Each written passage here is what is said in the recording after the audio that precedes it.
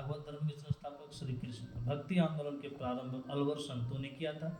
सूफी धर्म आंदोलन का विकास जो हुआ था वो 9वीं सदी में हुआ था। इस्लाम धर्म के संस्थापक कौन थे? हजरत मोहम्मद साहब था। इसका जन्म 570 ईस्वी में कहाँ हुआ था? मक्का में। मृत्यु मदीना में हुआ था। मोहम्मद साहब के पिता का नाम अब्दुल्ला था, माता का नाम क्या था? अमीना। हजरत मोहम्मद साहब को ज्ञान की प्राप्ति 610 ईस्वी में हीरा नामक गुफा में हुआ था। हिजरी संबंध का शुरुआत 622 ईस्वी को हुआ था। मोहम्मद साहब की मृत्यु 632 ईस्वी में मदीना में हुआ था। इसके उत्तराधिकारी खलीफा कहलाए। किसके? मोहम्मद साहब के उत्तराधिकारी। इस्लाम धर्म का पवित्र ग्रंथ कुरान था। ईसाई धर्म के संस्थापक ईसा मसीह थे। ईसाई धर्म के प्रमुख ग्रंथ बाइबिल था। और ईसा मसीह का जन्म 4 ईसा पूर्व में बेथलेहम में हुआ था। ईसा मसीह को सूली पर चढ़ाया गया था 33 ईस्वी को। कौन चढ़ाया था? रोमन गवर्नर पोंटियस ने चढ़ाया था। दोनों को बस करता। हाँ, रोमन गवर्नर पोंटियस ने चढ़ाया था। किसको? तो ईसा मसीह को सूली पर। कब? 33 ईस्वी। पारसी धर्म के संस्थापक पैगंबर जरतुष्ट्र था। पारसी धर्म का धार्मिक ग्रंथ जैन अवस्था था। और 16 महाजनपदों की सूची जो मिलता है, बौद्ध ग्रंथ अंगुत्तर निकाय और जैन ग्रंथ भगवती सूत्र में मिलता है। अवंती जो थी अवंती की राजधानी उज्जैन और अंग की राजधानी चंपा थी। कौशल की राजधानी श्रावस्ती, मध्य की राजधानी कुशीनगर था। वत्स की राजधानी कौशाम्बी था और सुरसेन की राजधानी मथुरा थी। वज्जी की राजधानी वैशाली था। गंधार की राजधानी तक्षशिला था। मगध के सबसे प्राचीन वंश के संस्थापक बृहद्रथ था। वास्तविक संस्थापक बिंबिसार था। मगध की प्रथम राजधानी गिरिव्रज या राजगिरी था। हर्यक वंश के संस्थापक बिंबिसार था। बिंबिसार का राजवैद्य जीवक था।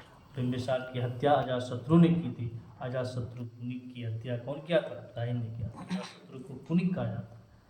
पाटलिपुत्र के संस्थापक उदयन थे। पाटलिपुत्र बसा था गंगा और सोन नदी के संगम पर। हर्यक वंश के अंतिम शासक कौन था? नाग दशक था। शिशुनाग वंश के संस्थापक शिशुनाग। नंद वंश के संस्थापक महापद्म नंद। एकराट की उपाधि महापद्म नंद ने धारण किया था। और नंद वंश का अंतिम शासक घनानंद था। अष्टाध्याय के लेखक पाणिनि थे। भारत में प्रथम आक्रमण करने वाले ईरानियों में से कौन था? प्रथम आक्रमण करने वाले ईरानी में कौन था? डेडियस प्रथम। यूनानी में था सिकंदर, है ना? वही बात बोलता है। भारत पर प्रथम सफल आक्रमण करने वाले डेडियस प्रथम, दारा प्रथम उसको बोलते हैं। 516 ईसा पूर्व डेडियस प्रथम को ही दारा प्रथम बोलते हैं। भारत पर आक्रमण करने वाले पहला यूनानी था सिकंदर। कब? 326 ईसा पूर्व। सिकंदर का पिता का नाम फिलिप था। सिकंदर का जन्म 326 ईसा पूर्व को हुआ था। घनानंद किसके समकालीन थे? तो वो सिकंदर के समकालीन थे। मतलब जिस समय सिकंदर भारत पर आक्रमण किया उस समय नंद वंश का अंतिम शासक सिकंदर की मृत्यु 323 ईसा पूर्व को बेबीलोन में हुआ था। और सिकंदर का सेनापति सेल्यूकस निकेटर था और जल सेनापति हिरण्यकश था। सिकंदर के गुरु अरस्तु थे। उसका घोड़ा का नाम बुकाफेला था। और सिकंदर और पोरस के बीच जो युद्ध हुआ था कहाँ पे?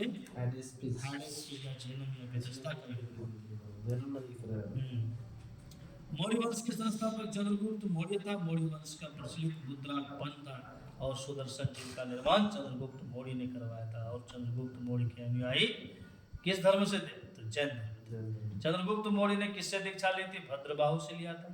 चंद्रगुप्त मौर्य के गुरु का नाम चाणक्य था। महामंत्री चाणक्य था।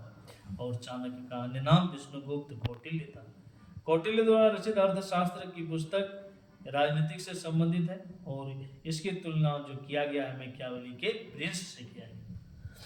इसको तो अर्थशास्त्र। भारत के मुक्तिदाता चंद्रगुप्त मौर्य को कहा जाता है। भारत का मैकियावेली चाणक्य को कहा जाता है। जस्टिस ने सेंड्रोकोटस कहा था। किसको? चंद्रगुप्त मौर्य को कहा था। विशाखदत्त समकालीन थे किसके? तो चंद्रगुप्त मौर्य के थे। मुद्रा राक्षस के लेखक विशाखदत्त था। चंद्रगुप्त मौर्य के दरबार में आने वाले प्रसिद्ध यूनानी लेखक मेगास्थनी, जिसकी पुस्तिका का नाम क्या था? इंडिका था। मेगास्थनी सेल्यूकस निकेटर का राजदूत था। सेल्यूकस निकेटर को पराजित किया था कौन? चंद्रगुप्त मौर्य ने। कब? 305 ईस्वी ईसा पूर्व। गुप्त वंश मतलब चंद्रगुप्त का विवाह जो हुआ था सेल्यूकस निकेटर की पुत्री कार्लेमिया हेलन से हुआ था। चंद्रगुप्त मौर्य का विवाह किससे हुआ था? सेल्यूकस निकेटर की पुत्री कार्लिनिया हेलेन से हुआ था। चंद्रगुप्त मौर्य की मृत्यु 298 ईसा पूर्व को श्रवणबेलगोला कर्नाटक में उपवास के दौरान हुआ था। चंद्रगुप्त मौर्य संलेखना विदेश किस धर्म को मानता था? जैन धर्म। जैन धर्म।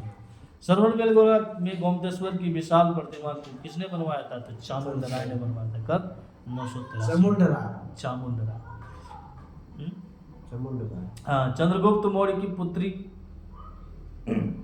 पुत्र उत्तराधिकारी कौन था? तो बिंदुसार था। बिंदुसार को मित्र घात के नाम से जानते हैं। बिंदुसार के समय में भारत आने वाले लेखक कौन था? डायमेकर। बिंदुसार किसके अनुयायी थे? आजीवक संप्रदाय के अनुयायी। बिंदुसार के पुत्री उत्तराधिकार कौन था? तो अशोक था। अशोक मगध की गद्दी पर 269 ईसा पूर्व में बैठा था। अशोक धम्म स्वीकार किया था। और कब? कलिंग युद्ध के बाद। कलिंग युद्ध कब हुआ था? 261 ईसा पूर्व। अशोक ने बौद्ध धर्म के प्रसार के लिए अपने पुत्र को श्रीलंका भेजा था। पुत्र का नाम क्या था? महेंद्र था। पुत्री का नाम संघमित्रा था। शिलालेख का प्रसरण करने वाले शासक अशोक थे। शिलालेख का प्रयुक्त भाषा प्राकृत। शिलालेख में प्रयुक्त लिपि ब्राह्मणी, खरोष्टी, ग्रीक, अरमाइक। सर्वाधिक ब्राह्मणी लिपि अरमाइक अफगानिस्तान, खरोष्टी पाकिस्तान नहीं। फिर उसके बाद खरोष्टी लिपि दाएं से बाएं लिखी जाती है, ब्राह्मणी लिपि बाएं से दाएं लिखी जाती है। अशोक की शिलालेख की संख्या 14 है। इसकी खोज जो किया था टी पैंथलर ने 1750 में किया था। अशोक का सबसे लंबा स्तंभ 7वां। अशोक के अभिलेख को सर्वप्रथम जो पढ़ा था जेम्स प्रथम ने पढ़ा था 1837 ईस्वी। अशोक का सबसे छोटा अभिलेख रोमन। अशोक का नाम अशोक जो मिलता है मॉस्की जो है आंध्र प्रदेश, गुजरात, मध्य प्रदेश। अशोक का नाम अशोक मॉस्की और गुजरात मिलता है। मॉस्की कहाँ है? आंध्र प्रदेश। गुजरात कहाँ है? तो मध्य प्रदेश। अभिलेखों में अशोक को देवनागरी कहा गया है। अशोक ने स्वयं को मगध का सम्राट बताया। ये किस अभिलेख में? भाब्रू अभिलेख। भाब्रू अभिलेख कहाँ है? तो राजस्थान। भाब्रू कहाँ है? राजस्थान। कलिंग युद्ध का वर्णन 13वें शिलालेख में। सांची स्तूप का है? तो मध्य प्रदेश। इसका निर्माण अशोक ने करवाया। भड़हुत स्तूप का निर्माण भी अशोक कालीन मध्य प्रदेश में हुआ। भड़हुत स्तूप को भी अशोक ने बनाया था। भड़हुत स्तूप कहाँ है? तो मध्य प्रदेश में। भड़हुत की खोज 1873 ईस्वी को कनिंघम ने किया था और श्रीनगर की स्थापना भी अशोक ने किया था। अशोक ने बौद्ध धर्म की दीक्षा गुप्त से लिया था। अशोक की मृत्यु 232 ईसा पूर्व में हुआ था। मौर्य वंश का अंतिम शासक वृहद्रथ था। मौर्य साम्राज्य का सबसे छोटा इकाई ग्राम था और शुंग वंश के संस्थापक पुष्यमित्र शुंग थे और शुंग की राजधानी विदिशा थी। उसके बाद पुष्यमित्र ने अश्वमेध यज्ञ करवाया। कितना? 2। पुष्यमित्र शुंग के पुरोहित कौन थे? पतंजलि था। पतंजलि। मनुस्मृति की रचना पुष्यमित्र शुंग के काल में हुआ था। मनुस्मृति की जो रचना हुई थी वो पुष्यमित्र शुंग के शासनकाल में। पुष्यमित्र शुंग के पुरोहित पतंजलि थे। महाभाष्य के रचयिता पतंजलि। योग दर्शन के प्रतिपादक जो था वो पतंजलि था। तक्षशिला का यमन राजदूत हेलियोडोरस भारत आया था शुंग के 9वें राजा भागवत के समय। तक्षशिला का यमन राजदूत हेलियोडोरस जो भारत आया था शुंग के 9वें राजा भागवत के समय में आया था और शुंग वंश का अंतिम शासक देवभूति था। ये बहुत उदास मर